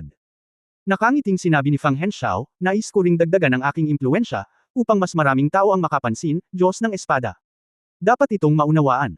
Sinabi ni Ye Fan na may ekspresyon ng, naiintindihan ko, syempre, kung may pera kayo para magkapera. Tumawa ng malakas si Fang Henshaw, oo naman, magaling siyang partner. Pagkatapos, si Fang Henshaw ay nag-follow up kay Su Qingzhou na nag-usap tungkol sa pagdaraos ng isang art exhibition, halatang sineseryoso ito, at nais na ipatupad ito ng mabilis. Si Su Qingzhou ay abala din bago at pagkatapos, at natapos ang buong plano para kay Fang Henshaw. Matapos makipag-ayos sa huling dividend, bumalik na lang si Fang Henshaw na masaya. Kinuha ni Ye Fan ang mga babae at nagpaalam. Paano magiging gaamon sa pera ang dean ng akademyang ito? Tanong ni Fang Yaoying na may pagtataka sa mukha. Tama, puro creator, at masyado ka pang nahuhumaling sa pera, nakakatuwa ba? Umiling si Shu Lingshan. Ngumiti si Ye Fan at sinabing, kailangan mong magkaroon ng ilang libangan. Ano sa palagay mo, Mrs.? Sinulyapan sila ni Su Qingzhou at sinabing, hindi naiintindihan ni Shanshan, ngunit Yaoying, nag-aral ka pa rin ng pananalapi, at tinulungan mo ako pagkatapos ng maraming taon ng negosyo, bakit hinahamak mo pa rin ang pera? Anong mali, may nasabi akong mali. Medyo nalilito si Fang Yaoying. Sinabi ni Su Qingzhou, lagi mong iniisip na sa harap ng ganap na kapangyarihan, ang pera at iba pang makamundong bagay ay lumulutang na ulap lamang at walang kabuluhan. Ngunit sa katunayan, kapag ang kapangyarihan ay umabot sa isang tiyak na balanse, ang katatagan ay hindi maiiwasan. Hindi ba ang matagal na nating pinagsusumikapan sa isang karaniwan at matatag na mundo? Sa katunayan, maliban kung ang mundo ay magwawakas, ang pagkakaroon ng isang sistema ng pananalapi ay kinakailangan at makabuluhan. Ang kapalaran ng mundo at ang ikalimang asawa, ngunit hanggat kaya niya ang sapat na kayamanan, mas marami siyang magagawa sa isang matatag na sitwasyon. Ang pinakamahalagang tungkulin ng pera ay ang sukatin ng halaga at ang daloy ng mga kalakal, at ito mismo ang kailangan ng sibilisasyon. Tulad ng sinabi niya, kailangan mo ng pera para sa edukasyon, sining, pagkain at pagtulog. Sa pamamagitan lamang ng pagmaster ng pera, doon lamang may tatayo ang isang mas kumpletong sistema ng lipunan, mas maraming buhay ang maaaring mabuhay, at ang mahihina ay mapoprotektahan. Napabuntong hininga si Su Qingzhou nang sabihin niya ito, kaya, huwag mong maliitin itong panatikong din sa pananalapi, siya ang bumubuhay. Ang pinaka-transparent. Alam na alam niya kung ano ang kaya niyang gawin at kung ano ang dapat niyang gawin. Kung ikukumpara sa mga Diyos na nasa itaas ng mundo, na hindi kumakain ng mga paputok ng tao, at lumalaban sa bawat pagliko, siya ay mahusay. Higit pa. Matapos marinig ito, hindi napigilan ng mga babae na mahulog sa malalim na pag-iisip, at medyo nahihiya si Fang Yaoying. Hindi napigilan ni Ye Fan na humanga, kaya nagkusa ang asawa ko na tulungan siyang magsagawa ng art exhibition. Tulungan siyang kumita. Tulungan siya. Kakaiba ang hitsura ni Su Qingzhou, di ba sabi ko, kailangan ko bang maningil ng labor fees? Sabi ko, magkano itong labor cost? Hindi nakaimik si Ye Fan, pakiramdam na kailangan munang kumita ng kayamanan si Su Qingzhou. Asawa, masyado ka bang umaasa sa mga tao sa paligid mo kamakailan kaya nawalan ka na ng malay? Medyo naiinis na sabi ni Su Qingzhou. Napangiti si Ye Fan ng alanganin, nararamdaman ang paraan ng pagtingin ng isang babae sa kanya, katulad ng paraan ng pagtingin ni Chu Yunyao sa kanya. Miss Chu, narinig ko na hinahanap mo ako. Fees, laboratory ng Kainan. Inimbitahan si Kangger na pumunta dito. Isang pangkat ng mga eksperimento ang tumingin sa pinakabanal na gerong ito ng may paghanga, at hindi nila maiwasang ihinto ang kanilang gawain. Oo, ako. Aniye. Ibinuko lang ni Chu Yunyao ang kanyang bibig, makati ang ilong, at bumahing. Ngumiti si Kangger at sinabing, anong problema? Ang hirap sa trabaho, at may sakit ang katawan mo. Ayos lang, palaging nararamdaman ni Chu Yunyao na may mali, ngunit nauna pa rin siyang magnegosyo at sinabing, sana ay matulungan ka ni Mr. Kangger na gumawa ng isa pang entropy-enhancing ray experiment. Naguguluhan na sinabi ni Kangger, hindi pa ba nandito ang Sword God? Ang depensa ng Sword God ay mas malakas kaysa sa akin, kailangan ba? Kailangan kong tiyakin na ang lumikha ng dakilang mundo at ang lumikha ng 5 dakilang mundo ay magkakaroon ng entropy increase reaction, Chu Yunyao daw. Saglit na natigilan si Kangger, pinaglalaroan ang kanyang panlasa, Ms. Chu, napakatapang mong magsabi ng ganito sa akin bilang judge. Kung talagang pinapahalagahan mo ito, ang eksperimentong ito ay hindi magiging matagumpay, sabi ni Chu Yunyao. Kung gayon, tumango si Kangger, okay, then let me experience it too. Gaano kalakas ang ray na ito? Tatalikod na sana siya para pumunta sa experimental cabin, biglang may naisip si Kangger at nagtanong, Miss Chu, ano sa palagay mo? Ito ano ang kahulugan ng eksperimento? Natahimik sandali si Chu Yunyao, pagkatapos ay nagsabi, nagsasagawa lang ako ng siyentipikong pananaliksik, hindi ito isang tanong na nais kong isaalang-alang, hindi kita masasagot. Bahagyang tumawa si Kanger, tumango, papunta sa experimental cabin. Sa parehong oras, hiniling ni Ye Fan kay Ji Wumeng na manatili sa Longcheng pansamantala, at bumalik sa Watai mismo. Kailangan niyang makipag-usap kay Lao Lin tungkol sa mga kandidato para sa ikalimang asawang lalahok sa ring battle. Pagdating niya sa mga sinaunang Diyos, pamilyar na ang tirahan ni Lao Lin. Naglakad si Ye Fan sa madaming gulod na kalsada at nakarating sa isang malaking puno ng banyan. May ilang lalaki at babae na magkakasamang nakaupo, naglalaro ng chess at umiinom ng tsaa. Parang ilang simpleng taga-nayo na nagkukwentuhan at naglilibang sa baryo pagkatapos ng kanilang trabaho sa bukid. Kabanata 4257 Ang lakas ng labanan ay patag. Ngunit natural na makikita ni Ye Fan kung sino ang matatandang ito. Hindi sa banggitin, isa sa kanila ay ang Emperador Augustus, ang tagapag-alaga ng mausoleum.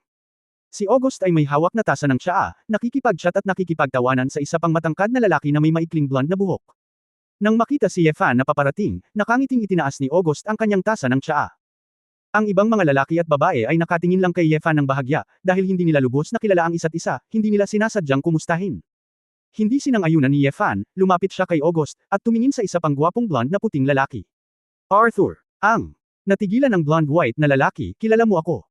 Swordsman, blonde na tao, kasama ang dakilang Odin Empire, may ilang mga record ng iyong imahe, hindi mahirap hulaan na ikaw iyon, sabi ni Ye Fan. Biglang sinabi ni Haring Arthur, ang mundo ng ligaw, kaya nakapunta ka na rin doon. Gustong imulat ni Ye Fan ang kanyang mga mata, iniisip na hindi lang ako ang pumunta, ngunit ang buong pamilya ay halos mawalan ng buhay doon. Ngunit sa totoo lang, medyo nadismaya si Ye Fan. Bagamat nahulaan na niya ito, si King Arthur ay talagang isang layunin ng espada sa antas ng langit. Mukhang hindi talaga madaling makaalis ang Emperor's Sword, mas mahirap pa sa pagpasok sa kaharian ng lumikha. God Emperor August, magkakilala na kayo dati? Tanong ni Ye Fan. Bagaman hindi sila magkaparehong henerasyon, magkaibigan pa rin sila. Nakipag-usap si King Arthur sa loob ng isang yugto ng panahon noong naglalakbay siya sa Celestial Clan, sabi ni August na may mahinang ngiti. Tumango si Ye Fan at tumingin sa dalawang lalaki sa tabi niya na naglalaro ng chess. May isang mo daw sa tabi ng isang tao, at madaling masabi ni Ye Fan na ito ay si Li Xie. Samantalang ang isa pang lalaki, na may mahabang buhok sa isang kahoy na hairpin at isang puting balabal na nakasabit sa kanyang palawit, lumulutang sa alikabok, hindi malinaw kung ano ang kanyang pinagmulan. Sinulyapan ni Ye Fan ang laro ng chess, ang mga sunspot ni Li Xie ay karaniwang natalo na parang bundok, na nagpasimangot sa matandang ito at labis na nabagabag. Lahat ng ito ay ganito, pumunta tayo sa umutot, umiling si Ye Fan. Itinaas ni Li Xie ang kanyang ulo at pinandilatan si Ye Fan, ano ang sinasabi mo? Kaya mo. Gumagamit ako ng espada, anong klaseng chess ang nilalaro ko? Sabi ni Ye Fan. Hindi, ang 3,100, sa parehong paraan, ang escrimador at ang chess, ay natural na may pagkakatulad, nakangiting sabi ng lalaking nakaputi. Bahagyang tumawa si Ye Fan, Senyor, huwag mong sabihin sa harap ko sa Heavenly Creation Realm, anong oras na, bakit ka pa nagpapanggap na mapilit? Nakikita ni Ye Fan sa isang sulyap na ang taong ito ay nagsabing Bone Fairy Wind, ngunit ang kaharian ay ginawa lamang sa langit, at wala itong kapangyarihan ng isang emperador, ito ay pag-aari ng isang napaka-ordinaryong manlilikha. Bagamat pinapanood siyang naglalaro ng chess, dapat ay napakatalino niya, ngunit hindi ito sapat upang talagang labanan ang isang mahirap na labanan. Haha, Li Chunfeng, sabihin mo lang na baliw ang batang ito, kita mo. Sinabihan ka niyang tumahimik ka. Tawa ng tawa si Li Xie. Noon lang nalaman ni Ye Fan na ang taong ito ay ang may akda ng Optimizan, Tai Shiling Li Chunfeng. Noong siya ay nasa Earth, nabasa ni Ye Fan ang impormasyon tungkol sa kakaibang lalaking ito. Sinabi ng mga aklat ng kasaysayan na siya ay, namatay, iyon ay, siya ay namatay bigla, nang walang tiyak na dahilan. Sa oras na iyon, naramdaman ni Ye Fan na may kakaiba dito. Tamang-tama, ang master na ito na may alam sa astronomiya at heograpiya sa ibaba ay buhay at maayos. Hey! Halatang nalilibang din si Li Chunfeng, kaya napailing na lang siya at mapait na ngumiti.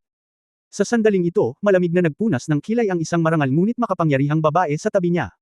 Ikaw ay isang junior, paano ka naging bastos? Ang isa pang babaeng engkanto na tumingin sa kabaitan at mabait na mga mata at nakasuot ng Chinese na damit ay ngumiti at nagsabi, wow kapatid, bakit ka magagalit? Ang Diyos ng Espada ay isang emperador, kaya natural na mayroon siyang sasabihin. Higit pa rito, ang nakaraang 5 sakuna ay halos lahat ay dahil sa kanyang sariling pagsisikap na ibalik ang tubig. Makatwiran, may utang pa tayo sa kanya. Tumingin si Ye Fan nang hindi inaasahan, ikaw ba si Mu Jin? Halatang hindi nag-abala si Fu Hao na kausapin si Ye Fan. Walang pakialam si Ye Fan. Tumingin siya sa isa pang diwata at nagtanong, ito ba ang nakatatanda ng White Tiger Clan? Mula sa di kalayuan, napansin niyang malakas ang aura ng White Tiger ang babaeng diwata. Kung hindi ito nagustuhan ng Diyos na espada, tawagin mo lang akong gintong ina, nakangiting sabi ng babaeng magsasaka. Nagulat si Yefan, ikaw ba ang inang reyna ng kanluran? Inay. Tumango si Jean. Nakangiting alam ni Yefan, hindi nakapagtataka na sa Classic of Mountains and Seas, na itala na may Diyos, mukha ng tao, katawan ng tigre, text at buntot ay puro puti. Lumalabas na may dugo ka sa angkan ng White Tiger. Ang maalamat na Diyos, si Yefan ay magugulat bigla. Ngunit ngayon, iniisip lang ni Yefan na ang lahat ng ito ay hindi pangkaraniwan. Pagkatapos ng lahat, ang ikalimang asawa ay nakaranas ng napakaraming pag-restart, at ang kasaysayan at timeline ay magkakaugnay, at lahat ay posible. Li Chunfeng, hindi nabilang ang laro kanina, gawin natin ang isa pang round. Sa oras na ito, lumakas ang lakas ni Li Xie na hindi umamin ng pagkatalo, at gusto niyang maglaro ng isa pang laro. Mabilis siyang pinigilan ni Yefan, huwag kang pumunta. Wala ka rito para magbakasyon, tama ba? Siyempre hindi, ngunit ang host ay kumakain sa loob, natatakot ako na ito ay tumagal ng ilang sandali upang lumabas, Li Chunfeng laughed kalsada. Oras na para kumain, sigaw ni Yefan sa pangunahing bahay, Lao Lin. Lao Lin tumigil sa pagsusulat ng tinta. Nandito ako, hinahanap kita. 3 beses na yumanig ang boses ni Yefan sa bubong. Iling. Maya-maya, lumabas si Lao Lin na may dalang malaking rice bowl at chopsticks. Anong sinisigawan mo? Huwag mong hayaang kumain ang mga tao. Di ba magsisimula na agad ang laban, so soon? Habang naglalakad si Lao Lin, ginamit niya ang kanyang chopstick para sandutin si Yefan sa hangin, at ang mga butil ng bigas ay nag-spray sa kanyang bibig. Isang subo ka lang kapag kumakain ka. Kailangan bang maging maagap? Hayaan mo muna akong itakda ang listahan para sa singsing. Kumunot ang noo ni Yefan at sinabing, hindi bababa sa 6, para maging ligtas, isang ikapitong kapalit. May pinakamaraming 7 tao, kasama ka at ang pamilya ko, hahanap pa tayo ng 5, hindi madaling hanapin ang 5. Sabi ni Lao Lin, pinulot ang paa ng manok at ngumunguya. Lumingon si Yefan at tumingin sa grupo ng mga creator sa likod niya. Kalmado rin ang mga creator, halatang walang pressure. Huminga ng malalim si Yefan, tumalikod at seryosong nagtanong, Lao Lin, niloloko mo ba ako?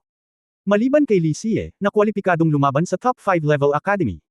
Sa sandaling lumabas ang mga salitang ito, ang mga ekspresyon ng ilang creator ay nagyelo.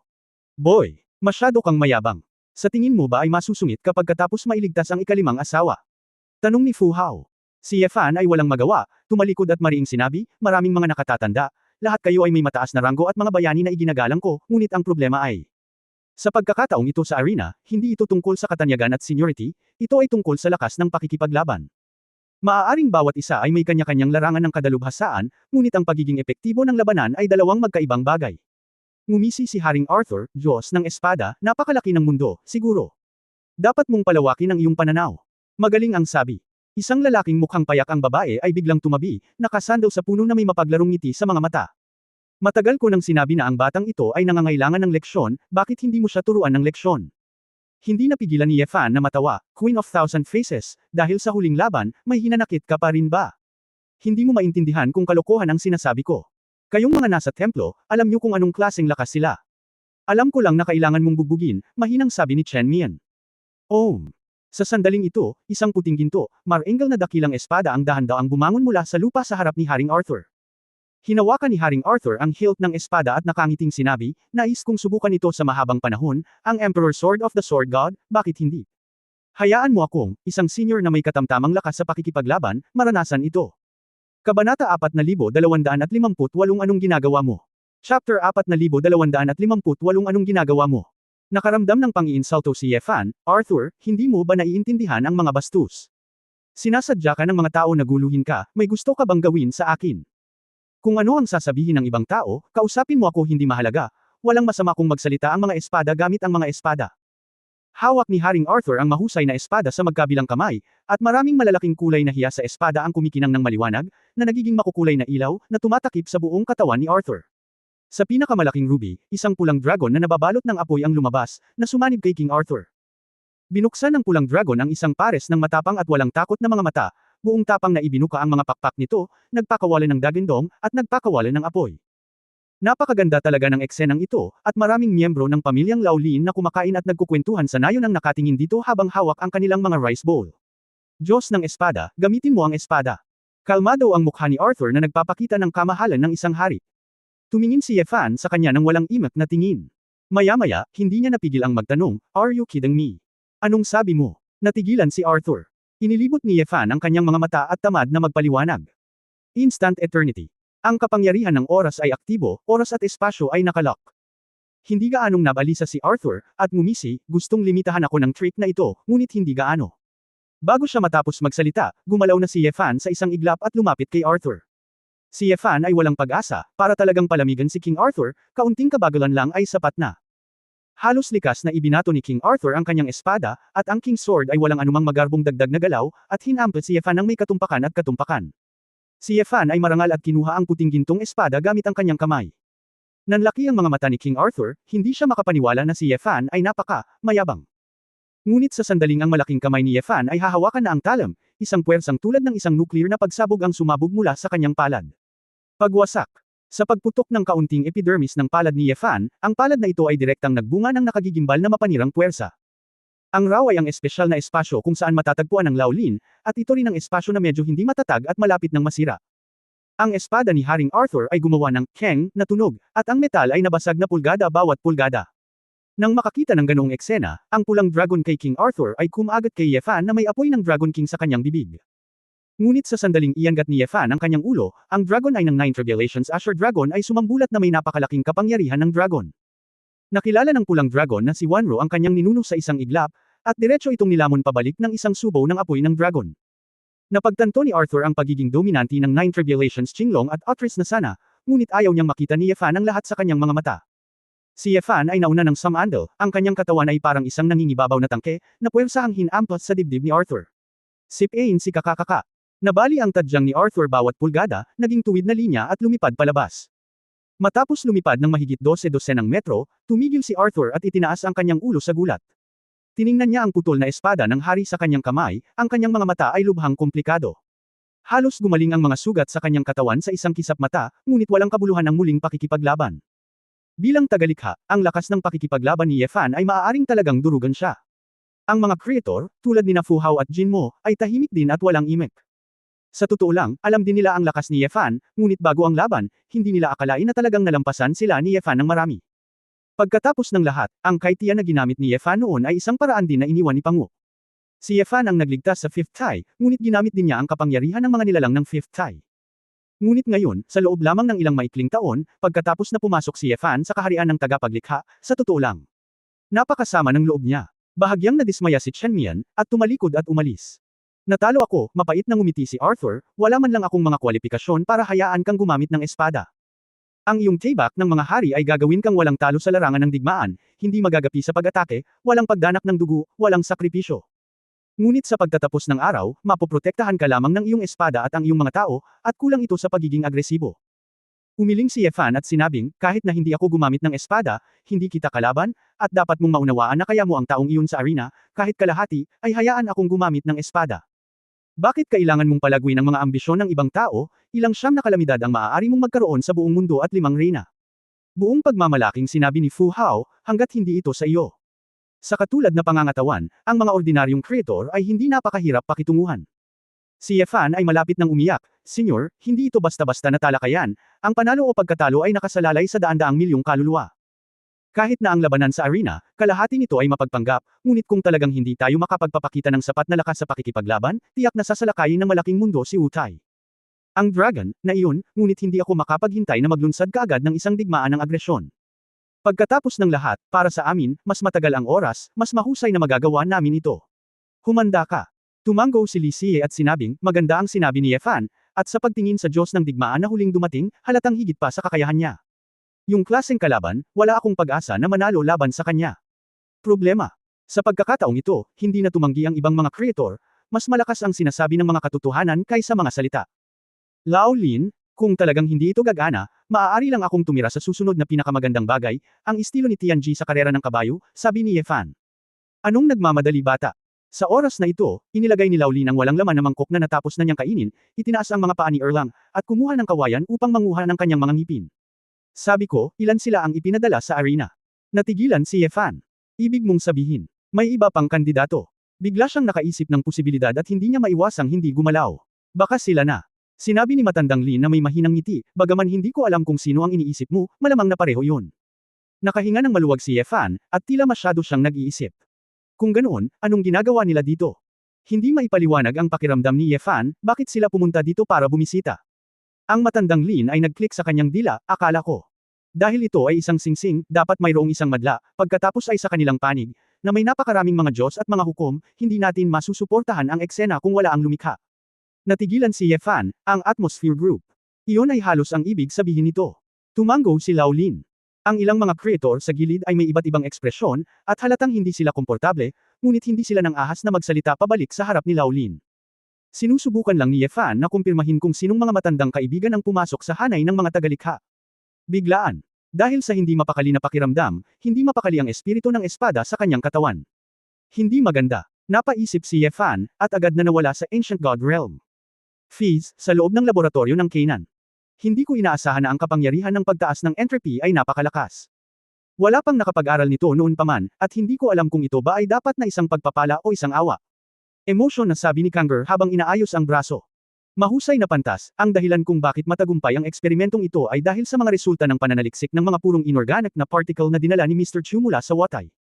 Sinabi ni Gao Dun nang may paghanga, ang ilan sa aming mga pagkukulang sa larangan ng pananaliksik, nakatulong si Teacher Chu upang mapunan ang resultang ito. Bahagyang sinabi ni Chu Yunyao, naninindigan lang ako sa pagsasaliksik ng ibang tao.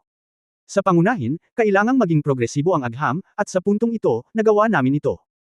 Ngunit kung hindi dahil sa talino ni Teacher Chu, walang makakapag-aral ng ganito kalalim. Hindi nag-abalang makipagtalo si Chu Yunyao. Sa pagtingin sa perpektong entropy-enhancing ray data sa screen, bumantong hininga siya, ang digmaang ito. Maaaring nasa ating mga kamay, at ito ay ganap na magwawakas. Sa sandaling ito, isang matipunong hatol na may suot na gintong maskara ang taong biglang pinunit ang espasyo at lumitaw sa laboratorio. Di Shengtian. Agad na nagbago ang mga mata ni Kang'er, anong ginagawa mo? Ibinahagi ang kabanata 4259. Ang ibig sabihin ay hindi sumagot si Di Shengtian, ang pares ng malalalim na estudyante sa likod ng maskara ay naging madilim at maputik. Ang sumunod ay isang malakas na puwersang espiritual na agad na sumalakay sa lahat ng mga mananaliksik na naruroon. Si Chu Yunyao at ang iba pa, pagkatapos ng ilang sandali ng catamaran, ay naging parang patay na naglalakad. Binuksan ni Di Shengtian ang pinto ng kalawakan, handang kunin ang lahat. Huwag mo nang isipin yun. Malinaw na nakita ni Kang'er na mangkidnap ng mga tao ang kabilang partido, kaya natural na hindi siya sumang-ayon. Maraming magic circle ang lumiwanag sa laboratorio, at ang kapangyarihan ng espasyo ay marahas na nag-iba-iba. Ang pinto ng kalawakan ni Emperor Shengtian ay nabalisa at nabasag at isinara. Ngunit sa sandaling ito, tahimik na inactivate ng isang researcher na nakatayo sa console ang entropy-enhancing device habang minamanipula. Naglunsad si Ray ng palihim na pag-atake kay Kang'er. Hindi pa nakaka-recover ang katawan ni Kang'er kaya hindi na siya naglakas loob na pabayaan siya sa pagkakataong ito, kaya kailangan niyang umiwas. Ngunit sa sandaling magtago siya, ang experimental cabin sa likod niya ay agad na nawasak at napasok, at maging ang hanging island na kinalalagyan ng buong laboratorio ay nabutas din. Ito ay hindi pa tapos, ang kapangyarihan ng sinag ay umaabot hanggang sa isa pang lumulutang na isla, at ang malaking bilang ng mga residente ng phase ay walang oras upang mag-react, at sila ay naging alikabok. Hindi man lang maisip ni Kang'er kung tama o mali na iwasan siya ng ganito, at inatake na naman siya ni Di Shengtian sa harapan niya. Boom! Sa napakalaking vibration ng laboratorio, ang lahat ng mga materyales para sa pagbuo ng laboratorio ay nagsimulang mabasag. Sa susunod na sandali, ang mga sangkap na ito ay napalitan ng mga puddles ng likido, na nagiging isang magulong torrent na lalamunan si Kang'er. Nagulat si Kang'er. Sa makasaysayang pagraranggo ng akademya, siya ay nagre-ranggo sa ika-6, at si Di Shengtian ay nagre-ranggo sa ika-8. Makatuwiran na kahit na mayroon siyang kaunting pinsala sa kanyang katawan, sapat na upang harapin si Di Shengtian. Ngunit bago casual na ipinakita ni Di Shengtian ang kanyang mga kamay, ang kaharian at kapangyarihan ng tatlong kalikasan ay malinaw na hindi katulad ng dati. Ang kakayahang pagbabagong anyo ng magulong bagay na ito ay damaloy ng maayos, at sa isang tingin, lahat ay maaaring mabago. Habang gulat na gulat si Kang'er, hindi niya nakalimutang mag-spells. Nakaharap sa rolling torrent, isang dosenang magkakasunod na alchemy array ang bumukas sa harap ng Kongor. Pulang orange, pula, berde at asul, napakarilag na alchemy array, na ang bawat isa ay ang pinakamataas na analytical technique sa alchemy. Bilang pinakabanal na guru ng Phase Civilization, si Kongor ay bihasa sa lahat ng kilalang spells, magic, at karamihan sa mga teoryang siyentipiko. Dahil sa napakabilis na kahusayan ng alchemy, ang mga torrent na ito ay naging mga particle tulad ng mga metal at mineral na may natatanging mga layer sa isang kisap mata. Reverse alchemy. Itinulak ni Kang'er gamit ang isang malaking kamay, at ang lahat ng mga particle ay muling hinubog sa isang kisap mata ayon sa kanilang orihinal na mga pinagdaanan. Sa loob ng ilang sandali, ang laboratorio na katatapos lang nawasak ay naibalik sa orihinal nitong kalagayan na parang ayos lang. Di Shengtian, wala akong pakialam kung gusto mong gawin ito, ngunit huwag sirain ang sagradong laboratorio. Malamig na sinabi ni Kang'er, kung gusto mong alisin ang mga tao dito, idaan mo lang muna ako. May bakas ang mga mata ni Di Shengtian. Nanunuya, Kongor, masyado kang nahuhumaling sa agham. Sa loob ng maraming taon, ang iyong kaharian at paglilinang ay hindi sumulong ngunit umatras. Hindi ko inaasahan na makapasok ka sa Realm of Nothingness pagkatapos ng mahabang pagtatago, nakasimangot si Kangger. Ang pagsunod sa pagsasagawa ng Diyos ng paglikha ay natural na makakamit ng 2 beses ang resulta sa kalahati ng pagsisikap, pagmamalaki ni Di Shengtian. Sa nakikitang kalmado ni Di Shengtian, palaging nararamdaman ni Kangger na may mali.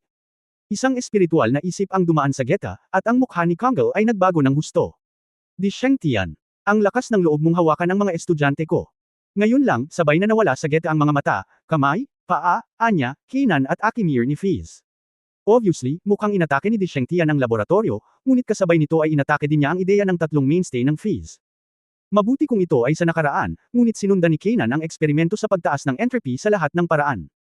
Kung tinalakay ni Kanan ang sitwasyon ng eksperimento kina Anya at Akimir, ang 3 pinakamakapangyarihang Sage at Divine Casters ay maaaring ganap na gayahin ang gayong mga resulta. Walang alinlangan na ang Emperor Shengtian na ito ay naghihintay para sa mga melon na mahinog at dumating upang direktang nakawin ang mga prutas. Dahil ang agham ay pantay, ang mga resulta ay natural na magagamit ng sinuman. Paanong hindi makukuha ng dakilang mundo ang maaaring taglayin ng 5 Grandmasters? Sabi ni Di Shengtian, at gustong umatras. Huwag mong subukang tumakbo. Nagpamalas si Kangger, 12-12 sinag ng liwanag ang bumalot sa Emperor Shengtian, at biglang nabuo ang mga tansong pader at bakal na pader. Ngunit bago nabuo ang hola, ang mga metal na ito ay naging mga likido sa ilalim ng panghihimasok ng 3 kalikasan. Kangger, huwag mong sayangin ang iyong enerhiya, sa ilalim ng parehong kaharian, hindi mo ako mapipigil sa lahat. Bago natapos ni Di Shengtian ang kanyang mga salita, isang figure ang biglang lumitaw mula sa kinatatayuan ni Chu Yunyao. Naghahanap ng kamatayan.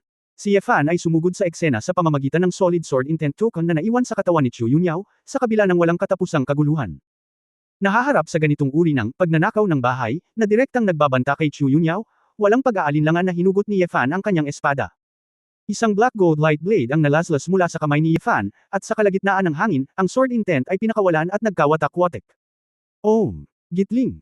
Ang Sword Intent ay parang isang bilog ng black gold light cannon, nagpapasabog ng shockwave na tumagos sa kalangitan.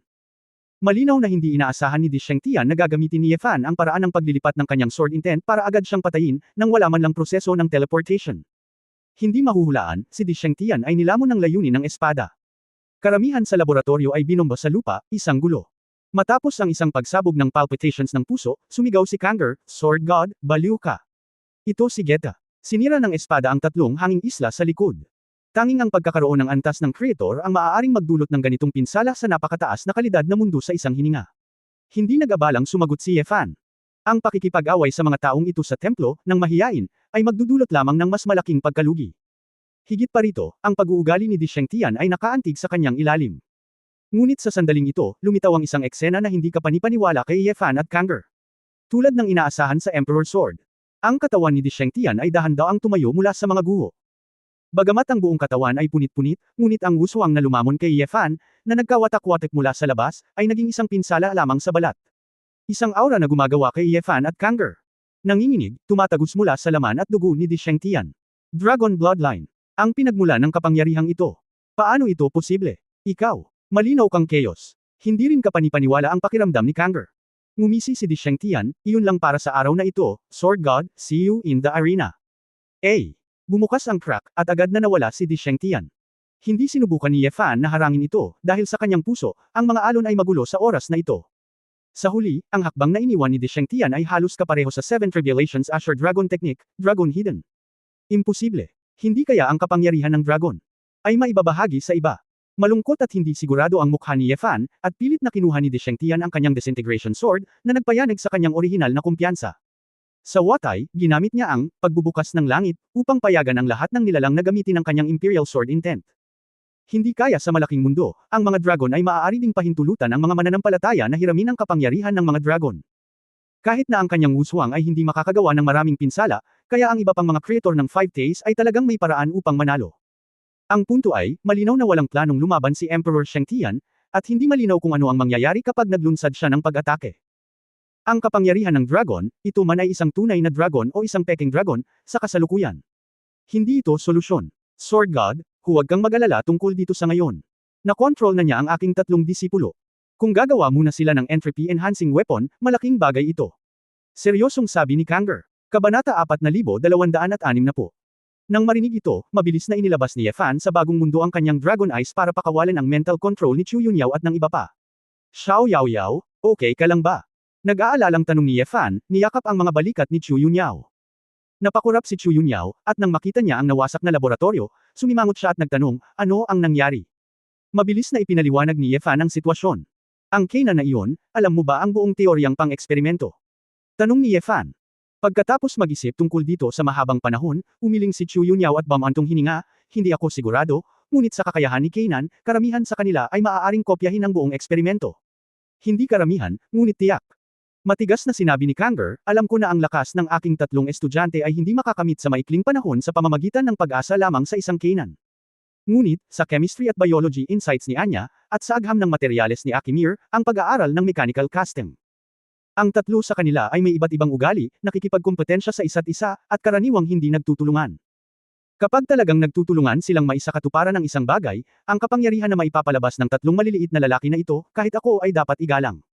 Napakunot ang noo ni Ye Fan pagkatapos marinig ito, sa tingin mo nasaan sila ngayon? Bakit mo ito tinatanong? Siyempre para iligtas sila. I-save. Mapait na ngumiti si Kanger, not to mention, I don't know exactly where it is, even if I find it, you have seen the power of the Shengtian, how can it be so easy to rescue? Kung hindi mo ito mailigtas, kailangan mong patayin ito, malamig na sabi ni Ye Fan. Daan. Sumimangot si Kanger, Sword God, mga estudyante ko sila.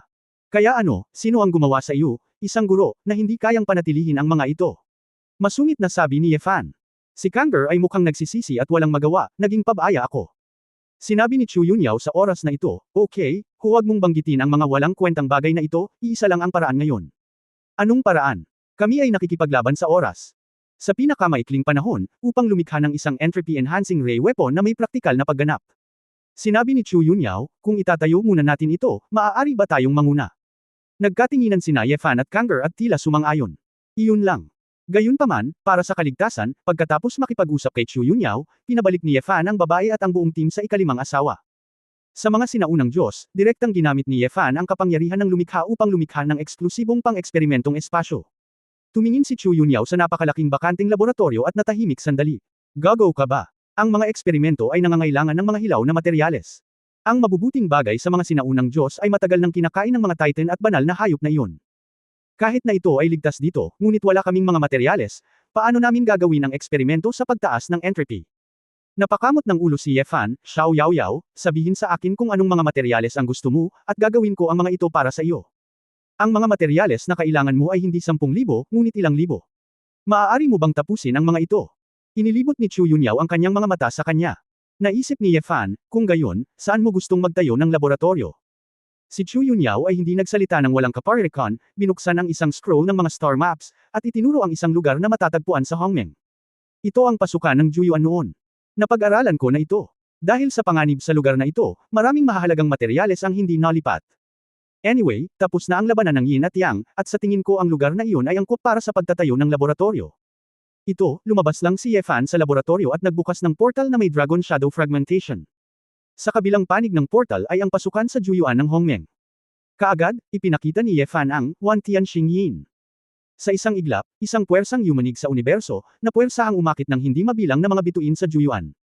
Pagkaraan ng ilang sandali, daan-daang bituin ang nakatambak sa labas ng laboratorio ng mga sinaunang Diyos. Ang isang grupo ng mga eksperimento na sumunod kay Chu Yunyao ay natulala na. Maaari pa ring maglaro ng ganito.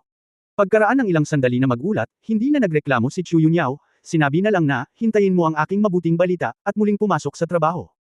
Nakumpleto ni Ye Fan ang lahat ng mga pagsasaayos na ito, at mas nakadama ng kagaanan. Dapat ay ligtas na panatilihin si Chu Yunyao malapit sa bahay ni Lao Lin, at hindi siya matatakot na makapinsala sa iba kapag gumagawa ng mga eksperimento. Ang pinakasakit ng ulo ni Ye Fan ay ang listahan ng mga creator na lumahok sa ring battle sa Fifth Side. Sinabi lamang ni Lao Lin na kapag nagsimula ang digmaan, magkakaroon ng sapat na mga taong maaasahan. Ngunit hindi malinaw kung sino ang dumating. Matapos bumalik si Ye Fan sa Shenki Civilization at makipag-ugnayan kay Fang Henshao, maaari lamang siyang magpasya sa 4 na tao sa listahan. Si Ye Fan mismo, ang reyna ng Thousand Faces, sina Ji Wumeng at Li Xie. Makatuwirang hindi ito maganda para sa publisidad, at walang mga tao. Ngunit si Fang Henshao ay talagang isang henyo sa marketing. Kakaisip lang niya ng mga avatar ng 3 misteryosong tao, at pagkatapos ay sinabi ang kanilang lakas, kahit na ang Sword God ay hindi maarok, at tila puno ng mga gimmick. Bilang resulta, ang peak duel sa pagitan ng Great World at Watai ay opisyal na nagsimula sa napakalaki na advertising. Sa ilalim ng pamumuno ni Fang Henshaw, namuhunan din ang akademya ng 100% ng lakas nito upang magbukas ng bagong larangan ng digmaan sa isang magulong lugar na walang sibilisasyon. Kung pag-uusapan, salamat sa mga resulta ng pananaliksik ni Wu Yanshuo, imposibleng magbukas ng isang matatag na magulong espasyo ng napakadali. Ngunit hindi sapat na magkaroon ng larangan ng digmaan. Kailangang sirain ng pagsasahimpapawid ang tradisyonal na teknolohiya. Upang makapag-broadcast sa real-time sa iba't ibang mundo, ang mga pinansyal at material na mapagkukunan na namuhunan dito ay hindi pa nagagawa. Ang Pikmat Shop na ito ay talagang masyadong kapansin-pansin. Pagkatapos ng lahat, ang lumikha ay nakikipagdigma, karamihan sa mga tao ay hinding-hindi sila makikita sa buong buhay nila. Bilang resulta, ang mga advertiser ng Great World at Watai ay walang ingat na namuhunan sa mga sponsorship, lahat ay gustong makibahagi sa matako na visual na piging na ito. Sa napakaraming pondo, mas may kumpiyansa din si Fang Henshaw na ginagawang mas perpekto ang larangang ito. Hindi masusukat ang mapangwasak na kapangyarihang dulot ng tunggalian ng mga manlilikha.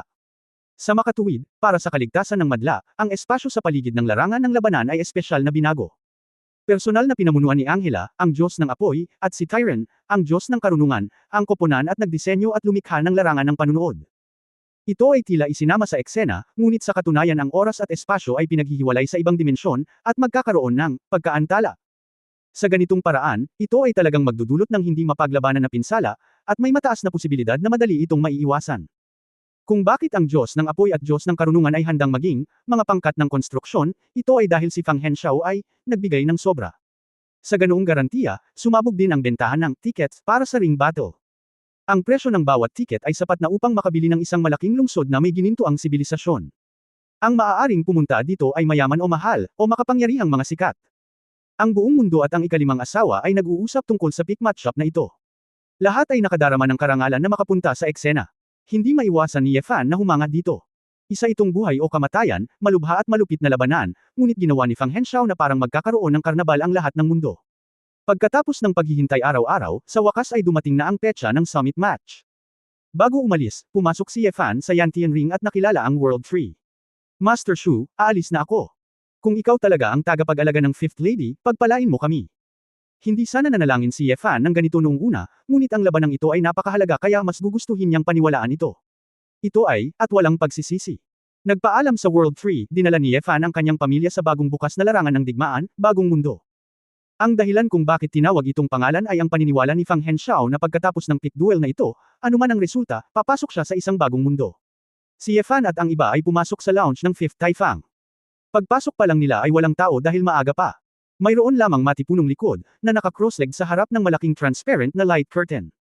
Pagtatapos ng kabanatang ito. For more updates, click on the notification bell.